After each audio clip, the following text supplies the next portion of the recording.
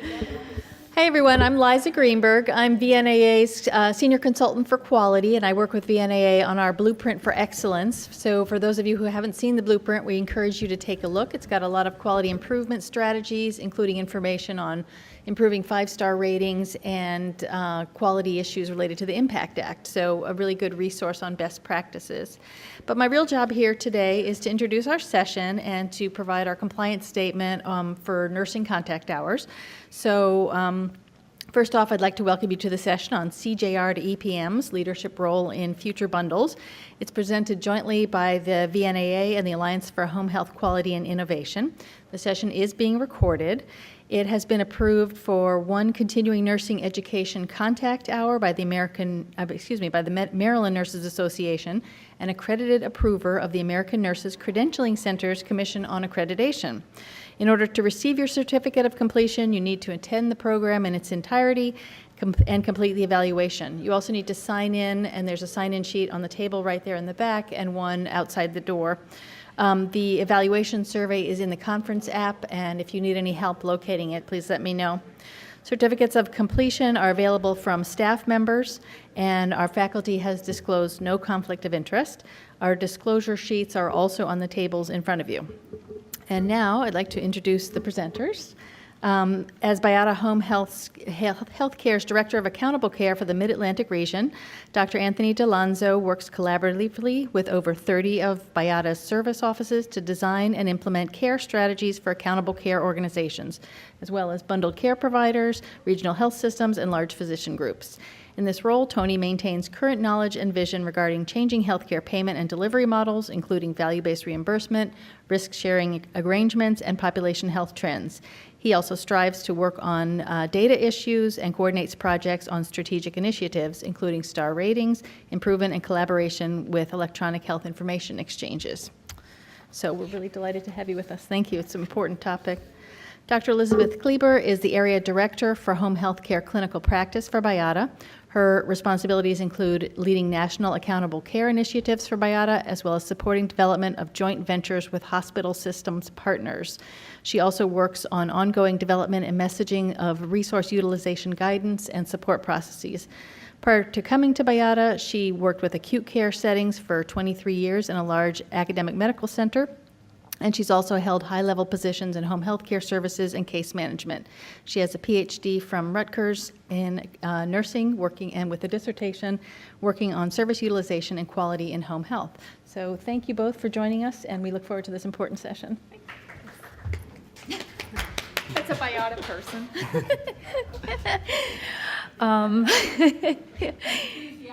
I know, it sets it up very well for us. I feel very relaxed. Yeah, we're done here. All right, so my job really is to set this presentation up for Tony. Tony's really the expert on the implementation operations of our bundles in the service offices. So I'm going to kind of give you an overview of Beata and an overview of why we're best prepared to handle these relationships. Here's our disclosure statement. Neither one of us gets paid for anything, so we're good. And some objectives. We really want to talk about how the bundle management has evolved within our organization, help you understand some of the resources that need to be put into participating in these relationships, helping you see the interaction between sales, operations, and then the clinical support team that we'll be discussing a little bit here. And then the importance of metrics and how to track your outcomes. So a little bit about Beata. We are a family-owned business, been in business for more than 40 years. If you were here day one, you saw Mark Beata up on the stage. He is our illustrious leader. He'll be changing hands with his son in August. The goal is to be around in 100 years and to serve millions of people. So for that, some of the processes we'll be talking about are really what we feel will help us sustain in the home healthcare environment. And we have recently become an international company. So we're 22 states across the country and also in India, Germany, Ireland, South Korea, and I believe soon to be China. So this is kind of our footprint of the United States. We have over 290 different service offices in 22 states. We have about 100 of those that are Medicare certified home health agencies. Why this is important is because we get a lot of exposure to variation across regions of the country. So our processes are really designed to decrease variation in how we manage the bundles in light of all the variation in the environment. We also have a full spectrum of services, which allows us to really meet the needs of our partners and clients by just being able to pop different things in and out throughout the continuum as patient status changes. So we're a little bit unique in that way. So I wanted to kind of start off with the evolution of home health care in bundle relationships. We need to kind of be looking beyond a traditional home health services, where we used to worry about, a 60-day episode, and then back in 2012, we became very focused on 30 days, right? Because the hospitals were being penalized, and we knew if we could manage 30 days really effectively and keep patients out of the hospital till day 31, the hospitals would like us. Now we have to start looking even longer. So we're looking at 90 days and beyond in episode management. So depending on where the patient is when they come out of the hospital and their first site of care, we could be looking at that entire episode period. Or if they hit a SNF first or another facility first, we could be looking a little less, but nonetheless, our surveillance measures now need to be reaching far beyond where we used to think about. We also need to be thinking a lot more about data. So it's not really okay anymore just to say we're a really good provider. Come, use us, you'll love us. We can get your patients happy and healthy and whatnot. Now we have to show in the data that we make a difference in outcomes. And those outcomes, I know we talk a lot about acute care hospitalization, but those outcomes really reach even deeper. People are looking at functional status, so improvement in quality of life is a big thing for their patients, and also just things like making sure that there are community-based services put in place to manage things that home health can't manage, or when we pull out, it's looking at how can we do telesurveillance or other models when we're not physically in there anymore for whatever reason. The patient's no longer homebound. People don't want to hear the patient's no longer homebound, so we can't provide services. What they want to hear is we're not going to be in there anymore, but now here are some surveillance measures we'll put in place to help you with your continuum. So some of the bundles that Tony will be talking about, some of them are mandatory and some of them are elective. It's a big difference in how you approach a provider that's in a mandatory bundle versus an elective bundle. In an elective bundle, people are usually prepared, they've looked at their data, they've kind of chosen where they think they can improve, what's their best option for making a return on their investment in that kind of a model. But in our mandatory bundles like CJR, they didn't have a choice. And, historically, the hospitals that were chosen to participate in the mandatory bundles are hospitals that really didn't want to participate in bundles.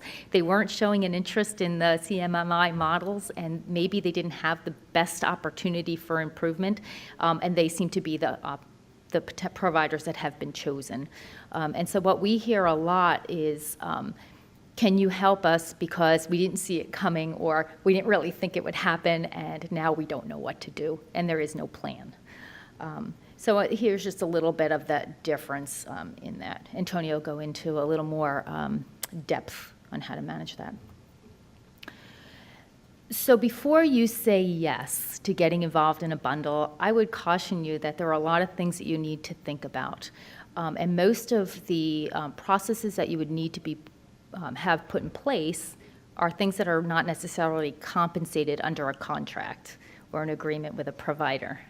People are asking home health to do a lot more than we ever did, but not putting any kind of reimbursement model in place for that.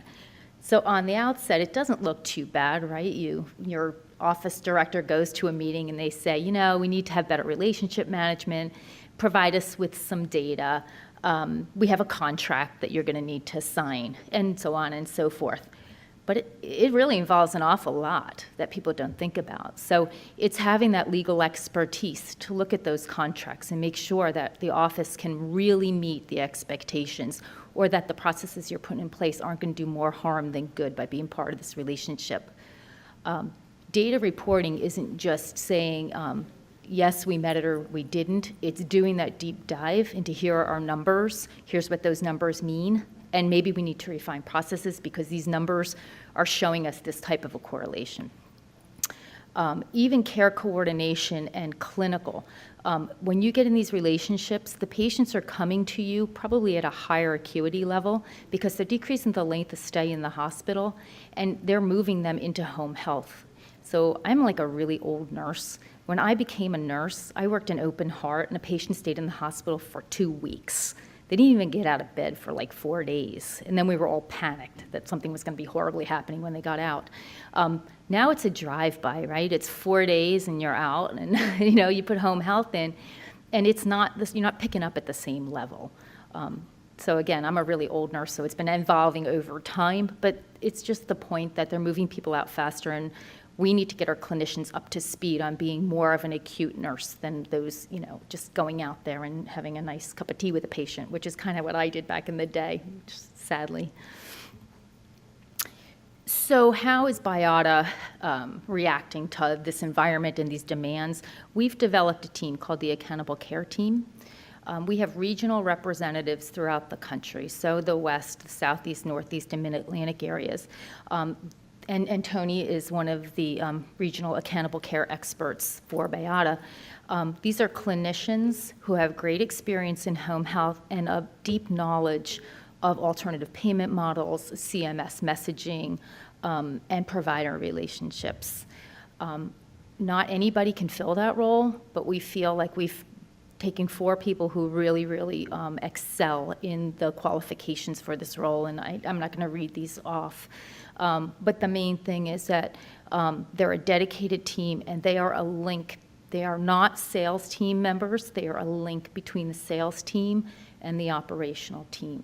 They become an expert in not selling, but in how to support the relationship and to make sure that both sides are in agreement that this is a beneficial relationship and that we can do what we're being asked to do. One of the main functions on the team, or one of the main expertise that this team has to have, is data. More than anything, they have to be able to look at those metrics and those data points and be able to provide consultation to the sales team, to the provider. They go to the provider and they say, here's what I'm seeing in your data, and here's how I think what we're doing can help you. And then they have the responsibility then for developing the best practices that arise from the relationships. So our approach to bundling with our partners is really providing extended surveillance, optimizing the plan of care by making sure that the goals that are set by our clinicians are realistic and manageable, looking at that data and making sure that all our processes are driven by the data. We act as a facilitator of quality partnerships, so we will go in and help the providers to identify who the quality partners are in the post-acute setting, and we'll work with those other partners to prevent hospitalization and improve outcomes, and also just strategic relationship management. So to that point, I wanted to turn this over to Tony. He's a lot more lively than I am, much more energetic, much more entertaining, but he can tell you the things you probably really want to know about the boots on the ground actions for the accountable care team and how they partner with providers. So. And Tony wants to walk around, so he'll be. I can't stay. I'm not much more energetic, but I will walk around a little bit. Any questions so far for Elizabeth as we transition? I have to move around. I'm afraid I'm going to fall off the stage up here if I stay up here. So as Elizabeth said, I'm a physical therapist by background. I've been with Beata for about 7 years now, and I support our Mid-Atlantic region. So our office is in Pennsylvania, New Jersey, and Delaware. We actually have 72 different hospitals or skilled nursing facilities that have bundles right now across the region. So a lot of different groups with very different expectations and very different ideas of how to maximize reimbursement and how to improve quality, and all throwing different expectations to us at the same time, trying to figure out how do we manage these different demands and how do we position ourselves across the region. Are there any other physical therapists in the room, by the way, other than, I know Dee? Anyone else? I want to ask quickly, too, how many of you are with independent home health agencies, not owned or directly affiliated with a hospital? and how many are hospital-affiliated agencies? Is there anyone? Okay, just wanted to get a breakdown too. I don't think there's too much variation in how you would approach it because a lot of the best practices will come into play regardless of whether you're directly affiliated with an institution or you're kind of a separate entity and trying to figure out how to partner, if that makes sense. So Elizabeth mentioned the accountable care teams. We've tried to place people around the country who could be the go-to people to help support our operators at the office level to figure out how we manage these bundles, right? And if I take what I do as a big picture, I've been doing this for almost 2 years now, a little approaching but 2 years. And so initially, it was kind of thrown at me to say, hey, we have a lot of requests from bundles and ACOs. We're not really sure how to handle it. Go figure it out, right? And I think we've come a long way over the last 2 years where things have kind of bucketed into 3 major categories, I would say. So as we're approaching a partnership, whether it's a bundle or an ACO, I think the first part is analytics and really knowing what's the current status for this group, right? And we can look at claims data, we can look at clinical outcomes, there's publicly reported outcomes. We'll dig into each of these 3 categories, but essentially, if we're gonna look at partnering with a hospital system, I wanna know more about their outcomes than they might know about themselves. I wanna go into a meeting with a good in-depth understanding of how they're doing right now. And then there's the sales piece. Right? I am not a salesperson. I'm not traditionally trained in sales. We have salespeople who are out there with boots on the ground trying to get in the door, trying to identify who to meet with. But I'm really going into these meetings from the operational side and the clinical side and trying to figure out what are the clinical expectations for home health and how do we create a great transition of care from hospital home or skilled nursing to home, if that makes sense. And then the operations side is sort of walking out of those meetings and saying, how do I now communicate this back to our offices, right? In my region, we have 34 now, Beata offices. So the hard part is, how do I make sure if one hospital is sending referrals to 2 or 3 different branches, how are we consistent? And do they understand what the clinical expectations are, what metrics are being measured on, right? Any questions on this so far? So I'm going to dig a little bit deeper and give you an example. So this is a hospital system in Pennsylvania. I won't name them. And not to get too deep into the numbers, but one of the things that we would do is pull claims information, right? So this is from Avalier, but there are lots of other claims vendors that are out there that can give you Medicare claims information. And this is from the middle of 2015 through the first half of 2016. And what we generally like to do is look at the average episodic payment, right? So for Cabbage, this is a hospital that's in a market that on October 1st, as of right now, will be live with the mandatory Cabbage coronary artery bypass bundle. If it doesn't get pushed back, which maybe it'll get pushed into next year, but at least right now, it's looking at October 1. So it's a hospital that didn't apply, right? They're kind of getting thrown into this bundle situation. Thinking is, what's their benchmark likely to be? Are they in a good place? Or are they in a place where they have some opportunity for getting better, right? And my job is to really go in as a consultant to see if I can help them get a better picture of where they're at, but also position home health as one of the potential solutions. So what we can do in Avalier is look at their average episodic payment for a Cabbage. This is the 90-day cost for a Cabbage for any person who's come through that hospital system with surgery. So we can look at them as the facility, and we can compare it to the market area, right, for the other hospitals that are in their region. And the interesting thing is if it's a voluntary bundle right now, your benchmark is set based on your historical performance. The mandatory bundles start that way, but then shift into market benchmark performance. So if you're doing better than your market, you're probably going to be in good shape for the mandatories after a couple years, not initially, but if you're doing well and you're fairly efficient, as you get deeper into it, you're probably going to be in good shape as their cost is below the market area. But at least initially, they have to beat a benchmark that's set based on their own performance, right? So where are the opportunities for efficiency for them? The next thing I look at is how many episodes had a rehospitalization, right? So you can see that they're above the market average at that 22% rather than 16. So that might be an opportunity for them for sure. And then I also look at what's the difference for an episode that had a hospitalization versus an episode that didn't have a hospitalization. Maybe they don't realize, but when someone gets rehospitalized, it adds over $27,000 in cost to that 90-day payment, right? It basically blows up your bundle for the 90 days. So that's a big opportunity for them. The next thing we look at is where do people go when they discharge, right? What's their decision-making around next site of care, right? because the post-acute costs definitely impact what their spending is. And for them, it's funny, it's kind of interesting, they're right on par with the market area for people that are going home with home health after a cabbage. Almost half of their discharges are going home with home health. It's great for us. But they're much higher in a population going to skilled nursing facilities, 33%, than the market area. They're slightly less in inpatient rehab, but that skilled nursing slice of the pie, if you were in Dee's presentation earlier, she said that everything's kind of targeting SNFs. That might be a real opportunity for spending. But what's interesting is not just where they're going, but how long the average length of stay is. Because we can look at the spending within those settings and realize that even though they're sending a high volume to SNF, those stays are more efficient than the market average. There's an 8-day difference in average length of stay this year period. And they were running roughly 600 to 650 per day. So it can be a real opportunity where they're already more efficient. Maybe not, it might not be intentional, but they're going to want to keep that length of stay there as they move forward, or even reduce more. I know this is a lot of numbers, but any thoughts? Does this kind of make sense? So the next thing I would do is kind of say, what are the opportunities for them, right? So we're going to compare to the regional trends and look at how much they're spending on post-acute versus the regional post-acute. The volume, so it's the volume, but also the length of stay within each setting, and the rehospitalization rates within each setting.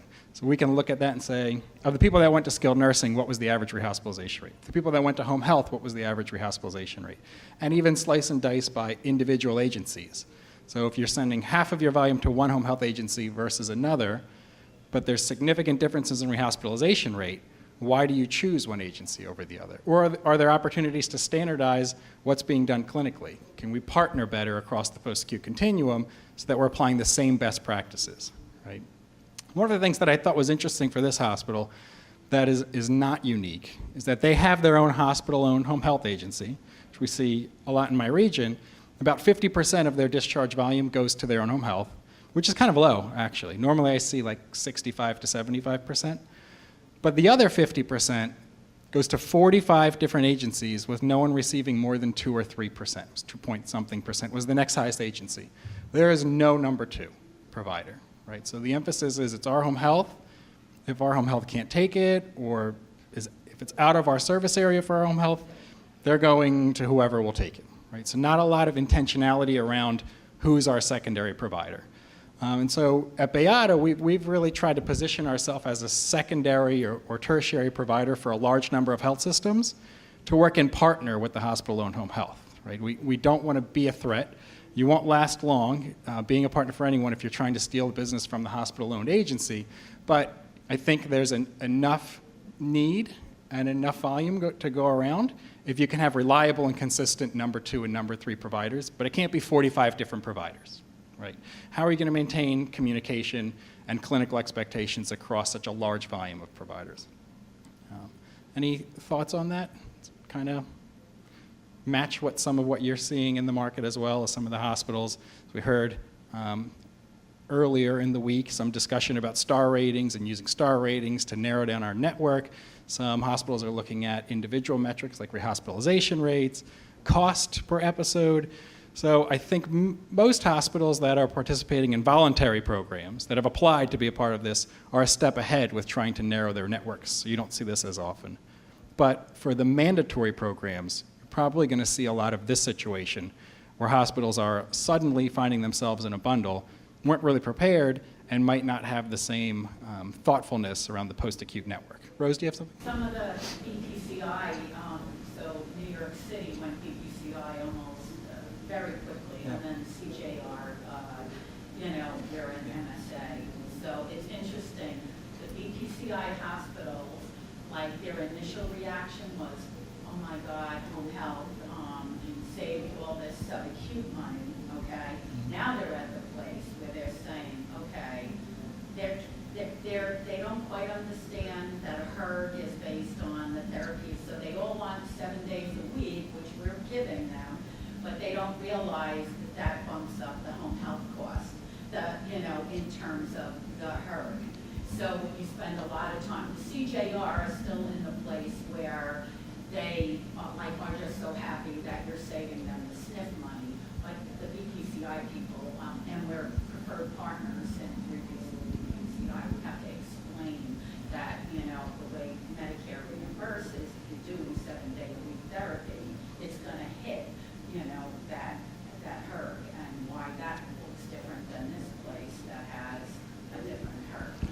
you find that you spend a lot of time educating providers on our payment system then? Yeah. And we're a Model 3 also, so it's a lot of education. Yeah.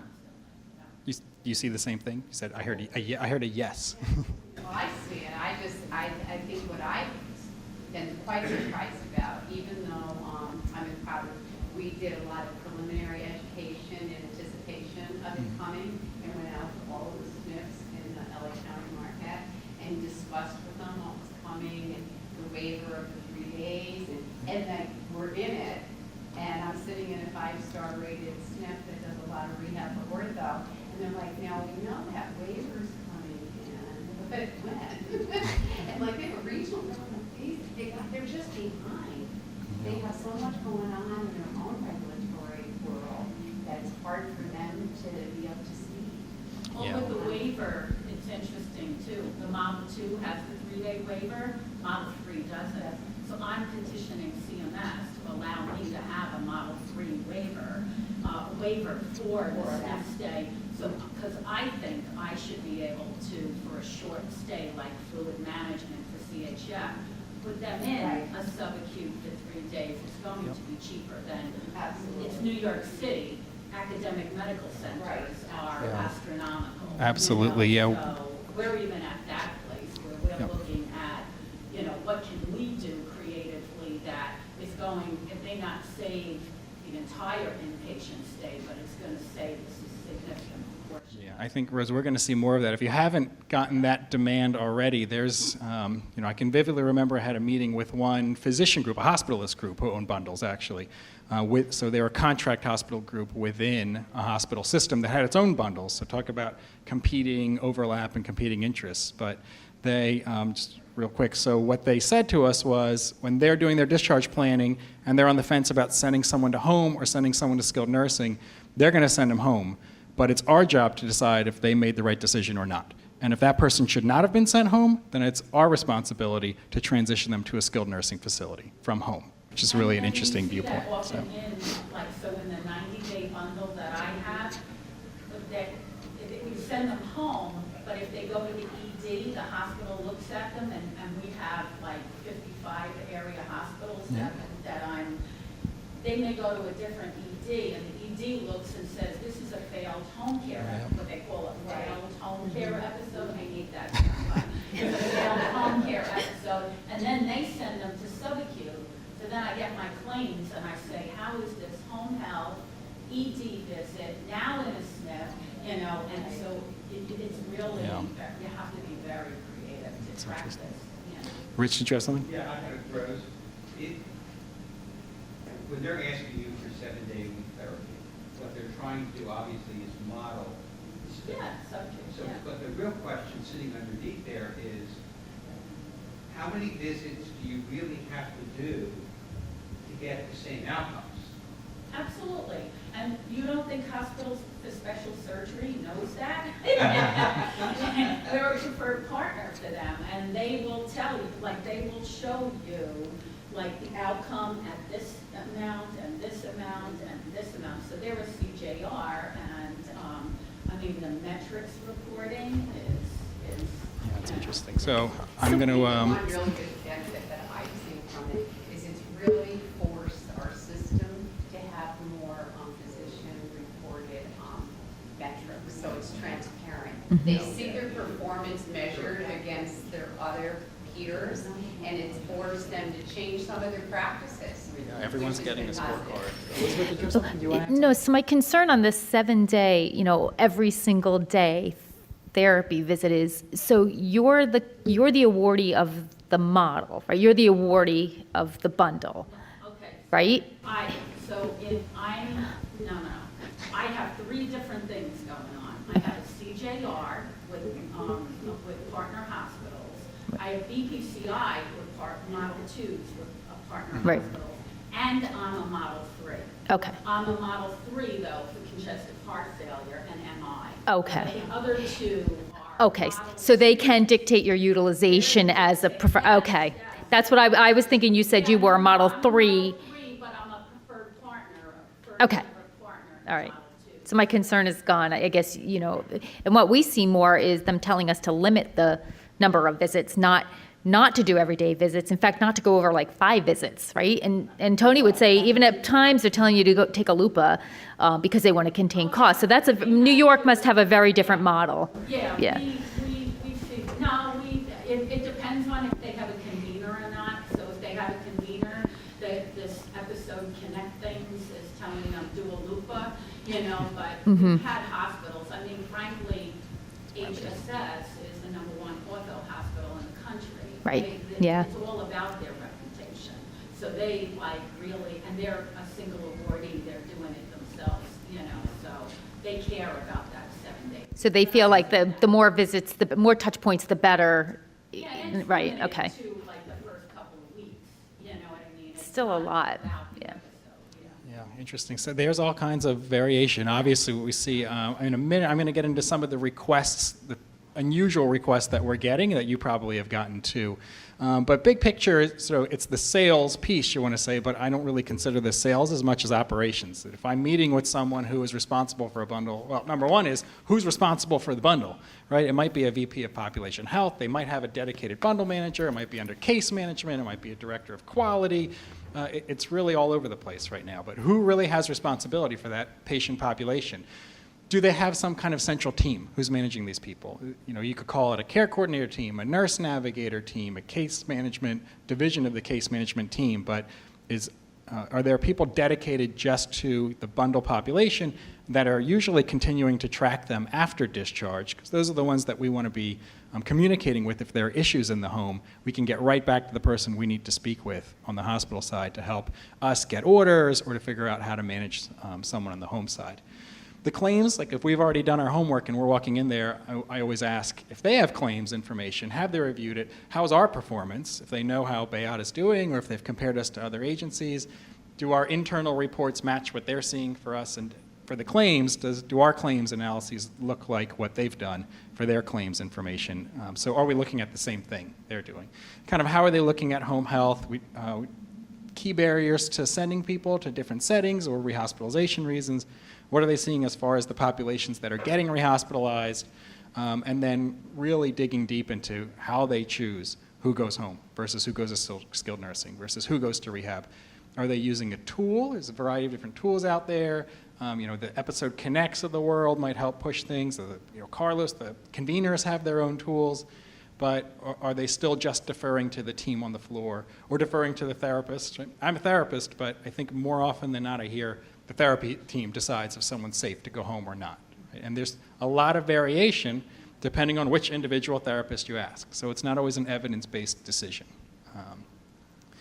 So the weird stuff that we get asked about, it's not all weird, but the burdens that get thrown at us is probably extra documentation or extra paperwork requirements. It's not as much in my region, but we see it around the country where we might be required to fill out a secondary assessment form and fax it into someone on a care coordination team for every start of care that we do.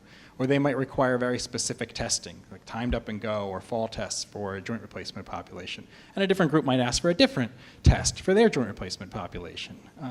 So sometimes it's paper, sometimes it's web-based. We have to log into a system and type in updates every week or every other week to give them information on those bundle patients. So sometimes it's vendor requirements or HIE. Can we give them access to our EMR to see medical records for those clients? We can do selective access with our system. We use Home Care Home Base, FYI. So we can give selective portal access to patients, but it's not always easy to set up depending on who wants that access to the records. Pre-op visits, I think that came up, Dee, in your previous setting where you talked a little bit about some of the pre-op visit requests that are coming out and contracting for pre-op visits, which there could be value there, but we get requests for doing free pre-op assessments to go in and kind of do a home safety assessment, go out and see them. A lot of legal and regulatory barriers where it could be perceived as an enticement to use our services after discharge. So you can contract to be paid for that. It's not something that you can do for free. But what I didn't put up here, and we talked a little bit about LUPAs. You might be requested for LUPAs, length of stay restrictions. One of the things that we've been asked for more from the ACO side goes along with either a reduction in our billing rate, take 80% PPS rate for these episodes or 90%, or a financial contribution. So you'll pay us $2,000 a month to be a preferred provider. It goes towards the administrative costs of managing the bundle. It's part of the contract to be a preferred provider within our system, this is when, as Elizabeth said, looking at your resources, you need a really strong legal and compliance team that can review it. But it's also been presented to us of doing free pre-op visits as our payment to be considered the preferred provider. So instead of paying dollars to be a preferred provider, our cost of doing pre-op visits would be considered our payment towards the administrative cost to be the preferred provider. Right. However, I would So, caution, yeah. because I Crazy deal with stuff. legal all the time, is that the safest way to provide a service at no cost is to contribute money into the infrastructure of the ACO or the awardee. So by paying that $2,000 a month, we contribute to the infrastructure, so we're part of the infrastructure, so we can provide services and it's not seen as an inducement. It's weird that you would want to pay to be able to do something for free. It's like giving twice, but it's a safety. Yeah, Rich. Have you looked at using OTs to do pre-home visits and billing under Part B? No. Yeah, we have discussed the Part B, so you can do the pre-op visit assessment if it's indicated under the Part B Yeah. setting. Under Part B, yeah. Yeah, and I know there are agencies that do it. We don't have the infrastructure to do the large-scale billing for Part B yet. We have it in some areas. We're starting it. But not everywhere, yeah. It's regional right now. Yeah. Did you have a question? Okay. But again, having a good legal and compliance team to tell you how best to do it based on the request. Some of the requests have nuances that go beyond just going into the house and doing a free visit. So, there are a lot of things that I would say, if you're asked for anything that's outside of traditional Medicare skilled services, have compliance look at it, just to be safe. We try to prevent our office directors from signing agreements. Because sometimes the incentive is to grow, to grow your business, but it may not be beneficial. When I showed you that all those different resources, there's a reason why it takes all those different resources to get into these relationships, because sometimes it's beneficial and sometimes it's not. If you don't have a degree in reading agreements and contracts, there's a lot of wording that could be slipped in there. I've seen non-competes. That if you're in our ACO or our bundle, you can't compete in this particular area for even a year after you pull out. Those are things that don't get caught unless you have somebody really looking through and redlining. So, when we talk about this stuff, it's not that cut and dry. You really have to look deep. To speak to your point earlier, Rose, I think the people who are finding themselves in these new mandatory bundles that weren't prepared, you're probably not going to get requests like this from them, but it's for the more mature BPCI providers who are entering year 4, year 5. They've been doing this for a while. Maybe they've really streamlined that SNF discharge percentage, and they have to find other ways of saving dollars year over year. So what are the alternatives that are starting to crop up? So as far as the operations side goes, I think we already touched on a lot of this, but we want to really work together with the hospital provider, a skilled nursing provider, to think about what is the next site of care. That's probably one of the most important discussions that come up, is how are you risk stratifying? How are we sure the appropriate people are coming home to home health versus people who really should be going to skilled nursing or should be going to inpatient rehab? If they're not appropriate for home, we don't want them at home, and they don't want to send them there, regardless of the cost. If they're rehospitalized or if the outcomes aren't strong, it's not going to work out in the end anyway. We talked a little bit about the communication piece, right? So who do we need to talk to? What information do we need to receive? How can we streamline discharge planning and transitional care? I kind of liked the gentleman at the plenary session who said, I don't like the term discharge, right? Maybe there's a new term we can come up for it, but it's the continuation of care. It's not the end at one setting and the beginning of home health or the next setting. How do we make it a seamless transition home? And then we talked a little bit about this too. It's the physician engagement is a big hurdle for us. So prompt response to phone calls, orders for changes in care. If a physician won't get back to us as we're struggling in the home, that person sometimes will end up getting readmitted. So is there a care coordination team that can help us in those situations? And also the expectations for the patient. Do they know to call us first and don't call 911, and what the red flags are and how to manage the situation? What's an emergency and what's not? Question. Are you specifically working off of the physician's specific protocols? Because that's kind of a challenge. move it into it? Yeah, and we don't, I think in my region, the protocols that we see are mostly orthopedic. There aren't a lot of very set protocols for the other patient populations. And we work within the protocols, but always say that the protocol is sort of the starting point, and based on our evaluation and assessment and communication with the teams. So that's really what we want to point out is if you don't think the protocol is going to be appropriate based on what we're seeing, who can we communicate with to know that we're authorized to deviate from that protocol? So maybe that's the starting point, but we've got to be flexible. We can't just go out and say, this is what it's going to be for every patient, cookie cutter. The results won't be. But We have orthosurgeons in LA that just say, this is my protocol. Right. But if you can show them the data, so maybe you start with the protocol, but then you show them your outcomes data based on your visit utilization. You could correlate your visit utilization with outcomes. What I found in various parts of the country, like in the Southeast, the docs are usually willing to listen and to give it a try. And then, what we'll say is maybe your protocol was 7 days in a row of visits, but what we found is, and I love the term, front loading is overloading, right? Sometimes that stresses the family more and causes the caregiver to not adapt. So by showing them those things in an alternative touch point, surveillance via a phone call or surveillance via text or something like that, sometimes those things help. It's hard to change a doc's focus or what they want, but it takes a little time. But often talking as the post-acute expert rather than the home care provider, like I can talk to you about like how you manage. They manage in really controllable settings. We manage in really uncontrollable settings. So just bringing that to their attention sometimes helps focus them. And I agree with what you said about it's a starting Yeah. protocol. Like, so we had, and it's not ortho, it's heart failure. We had a major academic medical center, big system for us. We had a discussion about whether we call them for 2-pound weight gain or 3-pound weight gain. So we had to change that to 2 to 3 pound weight gain. So I actually ranged it, and then we started calling them, and they were like, change it to 3 pounds. Yeah, because 2 to 3 means 2. Literally, I had a heart failure book. I had to change the word for the. It's a starting point, but they like to know that they've had. You got to massage that and Yeah. and say, okay, I'll move this word here and this word here. But it's a starting point, but you don't tell a massive academic health Yeah. system that. You don't say no. You can only show them through data that what you do is good. Yeah. Be careful what you wish for, because we're calling you for every time the person gains 2 pounds. Yeah. All of a sudden, it's like, wait.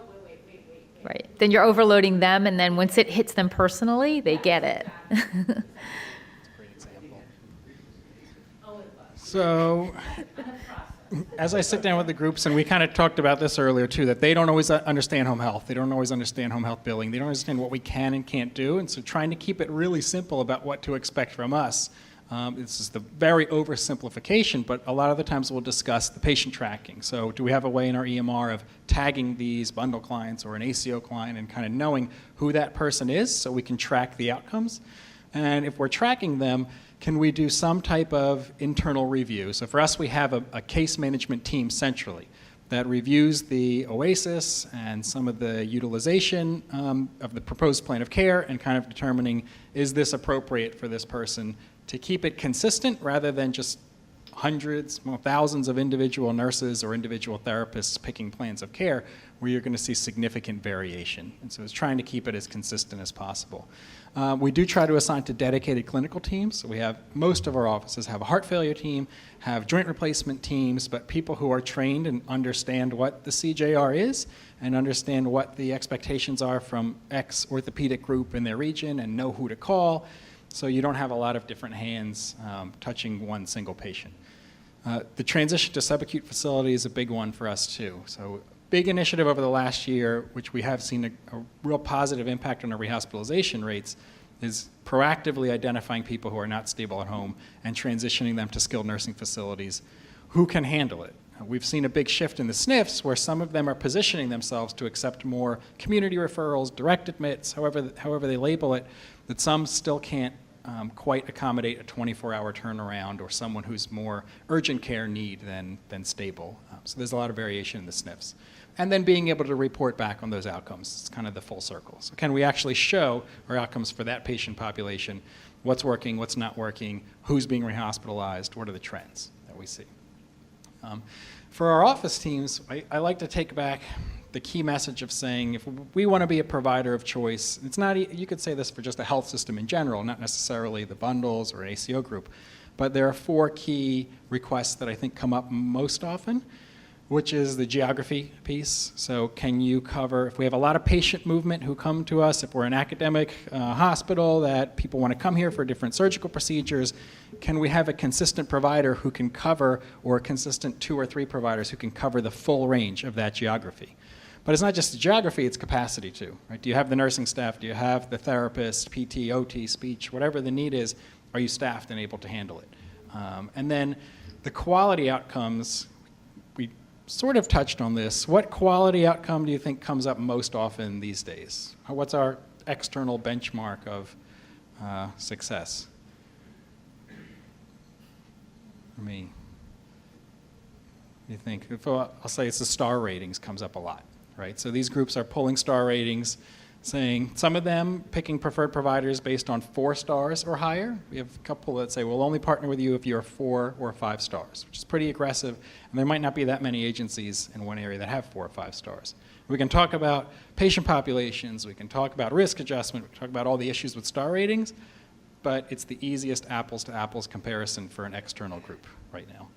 Within the star ratings, what comes up most often, rehospitalization rate, obviously it's an easy one for cost. And in my area, timely initiation of care has come up a lot, right? And I think we've shifted away from 48 hours to 24 hours as an expectation. Kind of see, yeah, I see a lot of nods out there. So I have 2 hospitals and 1 ACO and 1 skilled nursing group that all within the last 6 months have asked for a new measure from us, right?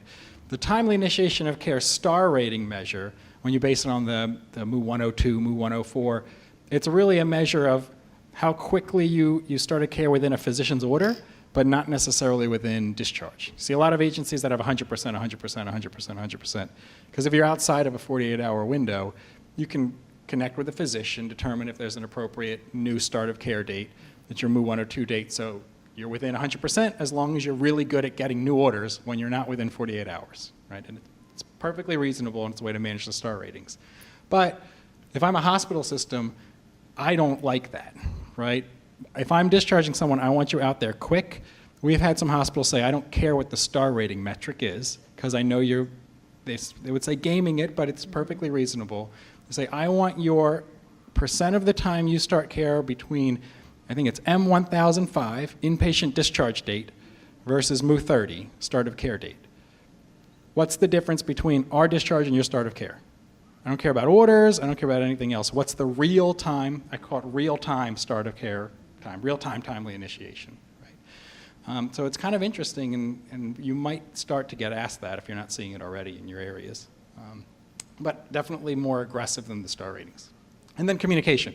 So, we talked about this too, but just knowing who to communicate back to, knowing who to call, making sure that we actually do report back on adverse findings and people don't end up in the ED without them knowing about it ahead of time.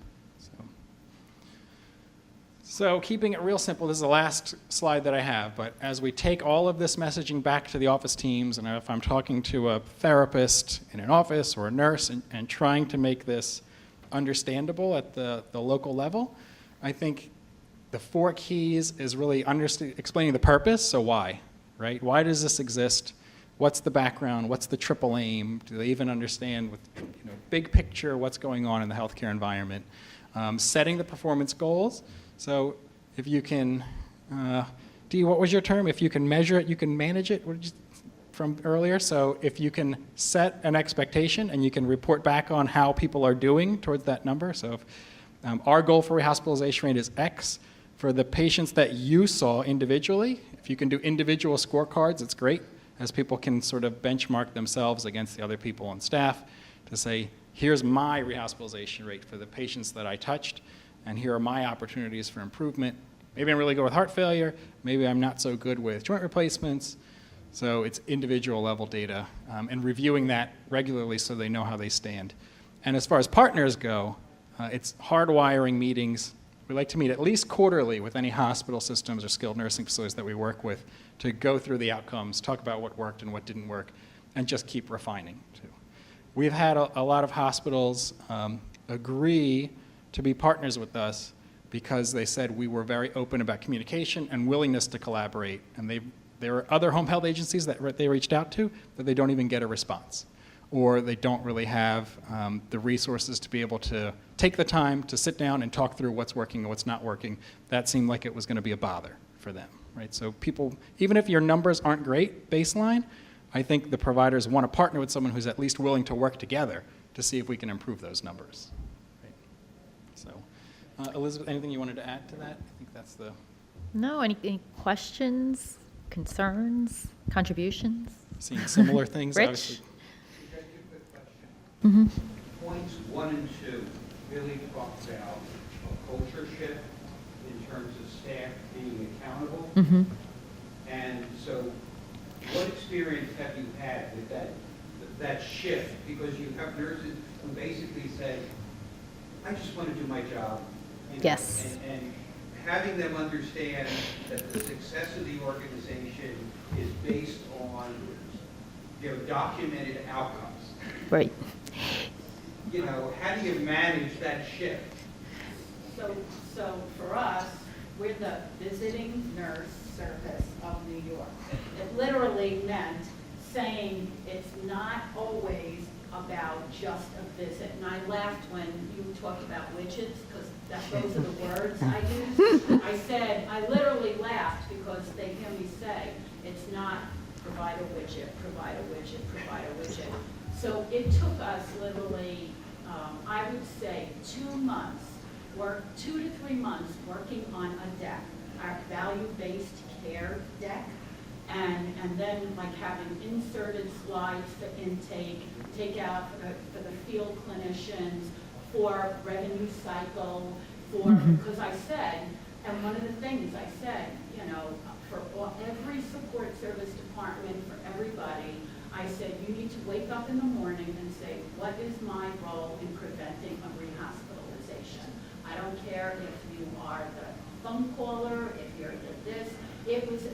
That was all part of it, because we're in value-based arrangements with health plans, in commercial health plans. So it's literally 67% of our business.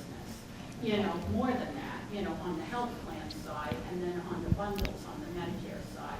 So it's a complete culture shift in terms of how you have to approach it. It took months to get, because you're right, they're thinking, I'm going to provide a visit, don't bother me. Now I got to do what? Now I got to look at dashboards. Now I got to look at this.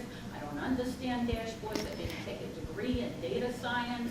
It's really, and you've got to really, push that down and push it down, and it's constant, and it's again and again and again. I don't know. So what I would say, though, is I think we made a mistake in the beginning with our teams. Before the accountable care team came into play, I was like covering the whole country for this thing. And yeah, I always assumed that the clinicians read the same journals that all of us read, and that they really understood like the purpose of everything.